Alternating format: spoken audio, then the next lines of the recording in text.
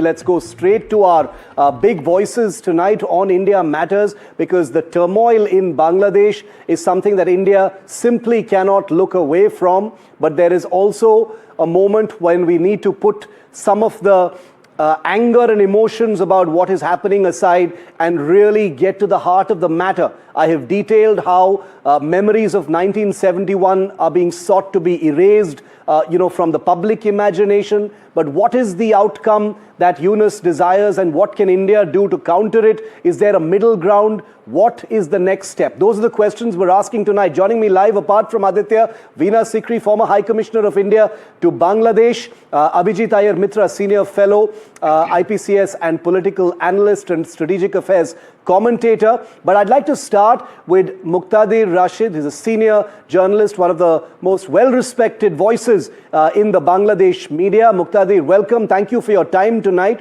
at a time of a great deal of trouble that we are seeing in both our countries, and specifically on this relationship. It requires some sober commentary. So I want your perspective tonight, Muqtadir, on attempts to erase 1971, the pandering to the Islamists. India is looking with a great deal of concern at what's going on. Thank you for having me. It's true that the far-right groups were somewhat backed by a few of the advisors of Dr. Muhammad Yunus. I'm not going to blame Dr. Muhammad Yunus alone, but a few of the advisors who backed this Islamist group, they wanted to put Jamaat Islami into the power by any means, and they are putting their like-minded people everywhere in the administration, police, and everywhere. So there is this kind of attitude, and we have seen those who are elected by the Shibir, the Islamic chapter Shibir, the student wing of Jamaat Islam. They also elected a few of their leaders in the Raksu, the student wing leaders. So we have seen they are mishandled, the teachers of the universities and those who are independent or pro-Awami League or even the secular. They are being targeted. So we have seen those who are the liberal, mindset people, and also the people from the progressive mind. They are tremendous attacked by the far right, and the far right are getting every other kind of support from this government. And we have seen this happen when the government want to have their some kind of backing. And in the past, we have seen this government say, when we alarmed this government and say, look, it's happening because it's dangerous for us. And then the government said, look, it is a pressure group. So, but now we are seeing that Daily Star, one of the respected newspaper, has been gutted, and also the Prathamal has been gutted just because they believe, the far right believes that it's a pro-Indian. But we have to think that every kind of expression should be expressed when it is cleared by government rule. So we are in a position then when the Jamaat is the most powerful element in the society to eradicate and taking all kind of revenge, I believe the revenge they are taking against whoever protesting against them. So we are worried about this situation. But on the other hand, some of the issue I must raise here, because India every time dependent on Awami League. So people started thinking that when you back India, so you back Awami League, so it means you are backing Awami League misrule in Bangladesh. So that is a big concern for us. No, that's an important one that cannot be ignored. Ambassador Sikri, we've set the deck tonight on India Matters with what is happening. There's just been a bomb blast. You've heard what Muqtadir has also said. the 1971 legacy being actively erased. Aditya, in fact, did an excellent piece today on the NDTV website detailing how this is meticulously being done in order, to create a kind of generational shift in, in institutional and public memory for the 1971 war. How are you reading what's going on, and how, what should India be thinking? Well, let me first give a brief description of what I think is going on. I think you've already highlighted some of the points, but I think the first thing to understand is that what happened in July, August last year was not a revolution. It was not spontaneous, and it was not a students' uprising. It was a regime change operation that has installed the Jamaat-e-Islami as the power behind the throne. Muhammad Yunus is the spokesperson of the Jamaat-e-Islami. He is the one who is repeating whatever they want him to repeat. So I think the forces behind it, we know that, you've already mentioned the American deep state, but Pakistan has been the conduit for this, and Pakistan has done this to the Jamaat-e-Islami. Yes, Pakistan, America, Jamaat-e-Islami, these were the losers in 1971. And now they think they have come to power, and they are trying to erase every memory of the last 54 years.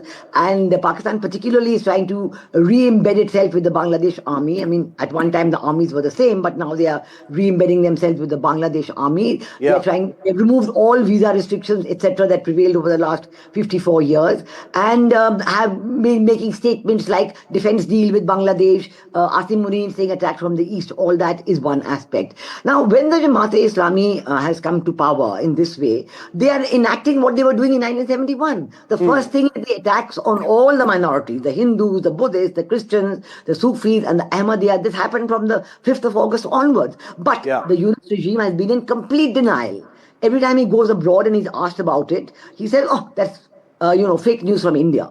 So, and we know it has culminated in the absolutely inhuman and barbaric killing of Dipu Chandra Das, which has, the world is now speaking about it and saying that this cannot be a human, a civilized thing to do. And to think that this should be happening in Bangladesh in the 21st century is really shocking. The other thing is that together with the elimination of 1971 memory and the attacks on the Hindu minority, the Bangladesh economy has got destroyed because of Muhammad Yunus wanting to destroy the pattern of economic cooperation between India and Bangladesh that brought prosperity to Bangladesh. They had 6.5% growth, 7% growth every year for 15 years. They were ready to graduate out of the least developed country status. But today it's a complete reversal. So I want to bring Abhijit in on that aspect, the alignment with Pakistan that is being reported. Abhijit, how big is it? How do you read it? How much of a threat is it, to India? Abhijit? Look, more than the threat to India, it's the threat to Bangladesh itself. Yeah. Because understand what this illegal fraud fellow who rules at the moment called Muhammad Yunus, he said the elections were rigged. Okay, you come to power and hold elections again? No. You see, he realized that the mindset of the people itself was pro-Awami League. So in order to have fair elections, you have to change the mind of the people, which will take 10, 15 years, which is why the army literally had to force him to hold the elections in February, as I hear it, holding a gun to his head, if not slightly less. This is number one. Now, in this context, when you look at Pakistani interference, what are they trying to do? Pakistan, anything that goes against India, they try to portray it as a great victory for them. They tried this in Maldives as well. If you remember, when the row over Twitter and Modi visiting the Lakshadweep Islands broke out, all these Pakistani handles, Muizu got invited to Pakistan, or some Pakistani guy also went to Maldives and things like that. Sri Lanka, they were claiming it was a victory. Where is Muizu now? Where is the Sri Lankan president who was called a communist? He's turned out to be India's best friend in a very long time. So what they're trying to do is they're trying to fish in troubled waters. The problem is they are now using it to prop up the same Islamist forces like the Jamaat-e-Islami and things like that. The first conflict they're going to come into is the army. Now, the army doesn't mind. The army, unlike the Pakistan army, is a very disciplined army. They are, they don't mind acting as arbiters between different forces within Bangladesh. Correct. But they're never going to allow this to become a Islam versus army debate, which is what Pakistan is egging on. So Pakistan, in a sense, is almost, without realizing it, they're almost getting the army involved or forcing the army's hand in a sense. And in this, unfortunately, whether we like it or not, the Jamaat-e-Islami and Muhammad Yunus are complicit in it because they want to keep postponing elections. So everything you're seeing, let us not pretend that Muhammad Yunus does not know what is happening, what is going to happen. In fact, I won't put it past him to actually let the crowds through and burn down an Indian consulate or a high commission out there and kill the diplomats in there. I won't put it past him. No, it may very well happen given what we've seen in at least 3 cities of Bangladesh in the last 5-6 days. I wouldn't be surprised if violence actually escalates. There is no assurance that's been given. It's guaranteed to escalate. Yeah, Aditya, I want to ask you about that. How is the Indian government, how is the MEA, how is the central government looking at these developments? Is it like wait and watch?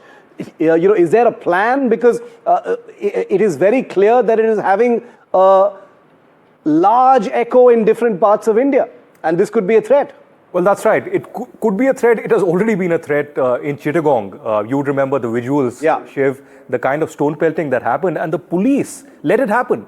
I mean, there were army and the police personnel who were standing there, mute spectators, and letting the radical Islamist mob throw stones and sticks at the Indian Assistant High Commission. But as of now, the visa services are over.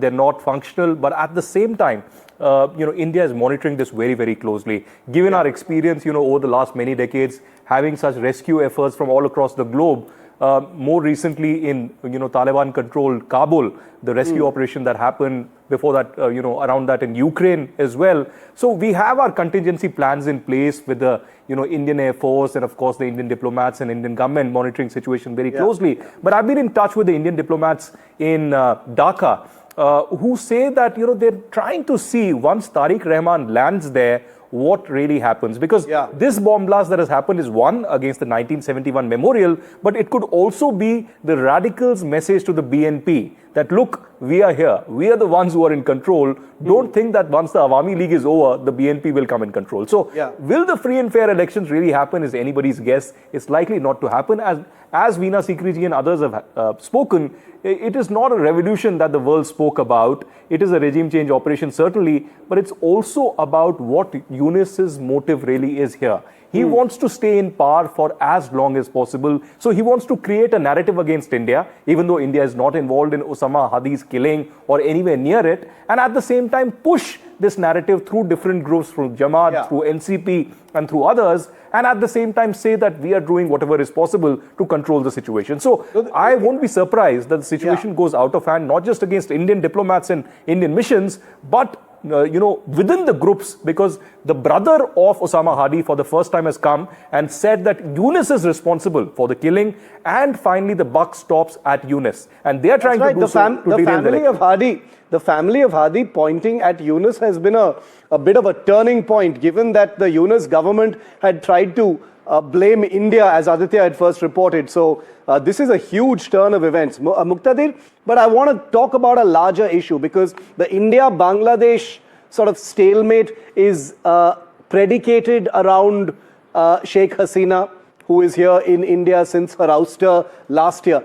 Beyond that, how do you see the India-Bangladesh engagement in the context of what's going on right now? Is it going to get worse? Are there options for engagement to make things better beyond Sheikh Hasina, I'm saying?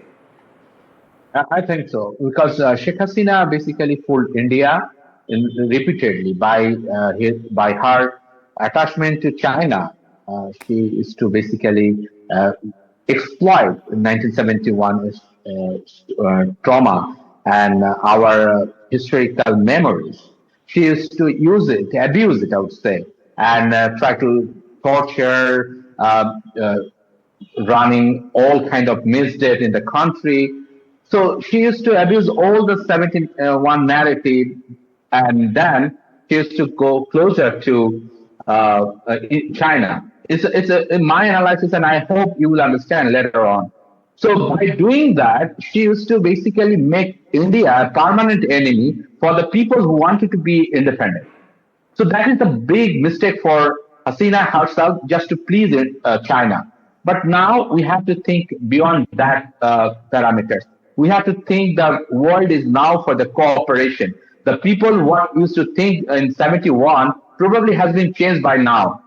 So we don't want to go out of this. We don't want to get rid of this idolatry because the BNP and many other parties now very aligned with 1971 war and of course with the 2024. So this spirit is not about misruling the country, but we can co-join both of that and move forward with the relation, even with India. But the problem is, whenever you talk about Bangladesh-Indian relation, you only think about what you did in 1971 war, but you didn't talk about how Sheikh Hasina misused it for her own purpose and, abuse it against her rivals, especially Bangladesh Nationalist Party and many leftist organizations she basically went after. So we have to take bigger aspect of this. And now, with the people in Bangladesh, we feel we have to have relation with every other members of the South. Abhijit wants to counter you, Muqtadir. Abhijit, go ahead. Abhijit has a counter view to you. Just listen. If you think we can't talk to India, is ridiculous. We can't talk to Pakistan, it is very upsetting. So we have to talk to everyone. Yeah, Abhijit, go ahead. So, Shiv, this is a completely ingenuous argument. We can't interfere in what the Bangladeshi government does at any given point of time. Remember when the BNP was also throwing Sheikh Hasina in jail and things like that, we didn't open our mouth.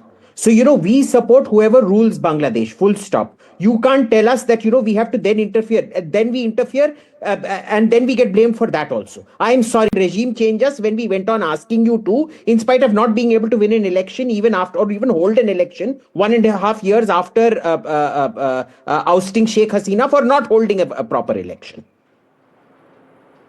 Muqtadir, quick answer. Then I'll bring Ambassador Sikri in.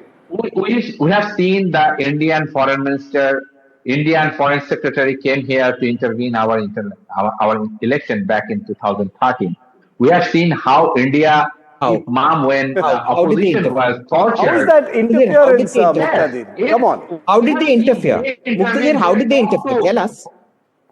They bring all together for an election. So it was a kind of interference. No. What do you mean? See, you said the foreign minister came in 2013. I have no issue with that unless you tell me, how did they interfere? I'm sorry, I'm not going to let this go. How did we interfere? Tell us how we interfered. Give me the specific. 2013 foreign minister comes. How was it interference? Because she sat with everyone and talked to political parties to hold an election. And that election was highly rigged. It was the farcical election, and Sheikh Hasina turned dictator from then on.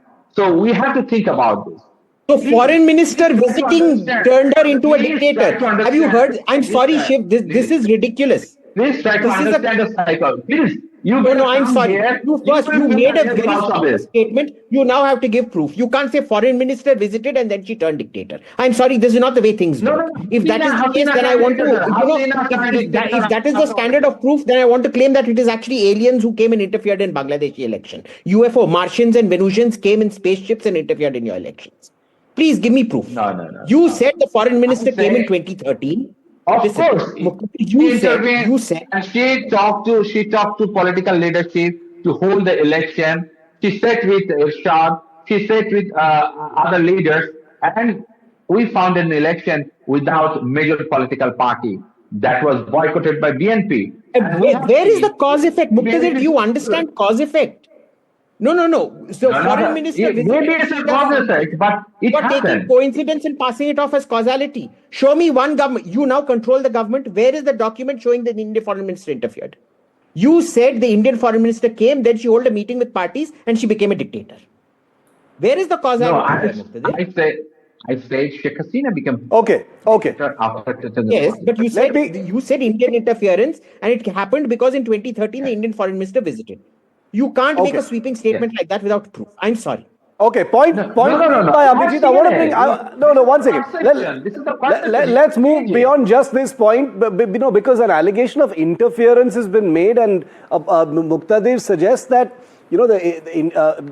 starting from 1971, there has been a sort of legacy of interference in the politics of Bangladesh. Ambassador Sikri, you've been there in Dhaka. Muqtadir is pointing at at people like you and saying this has been interference in Bangladesh, and what you're seeing right now ultimately is a kind of generational reaction to that. How do you respond to Muqtadir, Ambassador Sikri? Well, I may say that Muqtadir doesn't have any idea about how foreign policy is conducted and how international relations are conducted. Maybe the younger generation, while forgetting also about the 1971 war, has also forgotten a lot about how foreign policy is conducted. And today, he's talking, of course, about an election where BNP boycotted himself. He used those words himself. So, Sheikh Hasina did nothing to ban any party from participating. The BNP chose to boycott. If they had taken part, they probably would have got elected. Here, today in Bangladesh, you have a Muhammad Yunus regime. Number one, he's proved himself to be completely unpopular, that he's being asked to step down even by parties associated with the Jamaat-e-Islami, number one. Number two, he himself has ordered that the Awami League will not take part, that the Jatiya Party will not take part, the 14-party alliance will not take part. And you know, when he was questioned in New York, I saw the interview 2 months ago when he was there for the UNGA, he was asked, why have you banned the Awami League? He said, no, I have not banned the Awami League. I have just banned their activities. Then he was asked, will they take part in the election? Oh, the election commission can decide. Of course, the real truth in Bangladesh is totally different. Today, the Bangladesh spokesman of the Yunus government is not only ignoring the fact that 24 or 48 hours ago, a letter came from America from congressmen who have formally asked the Yunus to have inclusive elections. And this is being totally banned because the Jamaat-e-Islami realizes that the vote bank of the Awami League is still intact. That is the point. You may say that 20% of the people of Bangladesh took part, even in 1971, 20% of the people of Bangladesh were against the liberation war. These are the Radakars, the Jamaat-e-Islami, and the Al-Shams, Al-Badr, all these organizations created. Today, maybe that 20% is still there, but there's a whole other lot of people, the BNP supporters, the Awami League supporters, and there are many others who don't like Sheikh Hasina, but they still want the liberation war values to sustain. No, and also, I don't think, there are very few who believe that this upcoming election in Bangladesh is going to be free or fair. Please, can I finish that? Yes. I want to finish it by saying that the government of India has been insisting that the elections must be free, fair and inclusive. This is the only way. If you conduct elections that are not inclusive, they will never be accepted by the people. In 1996 in Bangladesh, the same thing happened. And that is why the caretaker government system... No, because what happens in Bangladesh elections, it very much matters to India. This is not a question of interference at the end of the day. Abhijit, you want to add anything to that about what this... nobody is expecting anything miraculous to happen between now and the election. But what is the outcome that India is expecting in the near term? Or is it just going to be a kind of tense equilibrium? Look, if after 1.5 years you haven't been able to erode Awami League support to the point you have to doctor the elections by not even allowing the Awami League to contest, it really shows you what you have achieved. Now, whatever election is held without the Awami League, let's say they contest as independents, irrespective, it is going to be an illegitimate election when the biggest party, the biggest support base is not allowed to contest. What you're going to see from now till then is going to be an increasing amount of violence doctored by Muhammad Yunus, the Jamaat-e-Islami and all his other allies. Why? Because they want to postpone those elections, and even after those elections, there will be illegitimate elections. There will be complete instability in that country. Do you see things getting better? They're already very tense. Muqtadir, I'll give the last word to you and then I'll let Aditya answer you. Quick final comments from you, Muqtadir. I think we should de-escalate the situation. We should think about the future of South Asia instead of any country. We think about the democracy should be promoted everywhere across the South Asia, and that is what I am working for. And I want democracy in Bangladesh should be restored by any means, and far right should be by any means they should be get rid of. But those are noble sentiments, but nothing indicates that that is where things are headed. Aditya, final word to you. Shiv, it's sad that even educated Bangladeshis, even media persons are brainwashed to such a level that they believe that India is going to interfere and conduct elections in Bangladesh in one way or the other. If we are talking about the intervention, why doesn't Muqtadir and others also speak about the WikiLeaks that spoke about Muhammad Yunus's meeting with the US diplomats, where he said that I want to be the Prime Minister, but for that these two women, Khalida and Sheikh Hasina need to be moved out. This is the reality. He is trying to perhaps please some Western masters. Perhaps future will tell us. The Russians spoke about it. Perhaps somebody in future will write a book about the regime change operation. Okay, that election is going to happen whether we like it or not. And we'll have to just see how it goes. India does have options. I didn't want to get into those most explicitly because, one again runs the risk of saying, oh, you have options. That means interference as well. That's the favorite flavor of the season during the India-Bangladesh friction that we're seeing. Muqtadir, Abhijit, Aditya, Ambassador Sikri, pleasure. Thank you for your time tonight on this discussion on India Matters.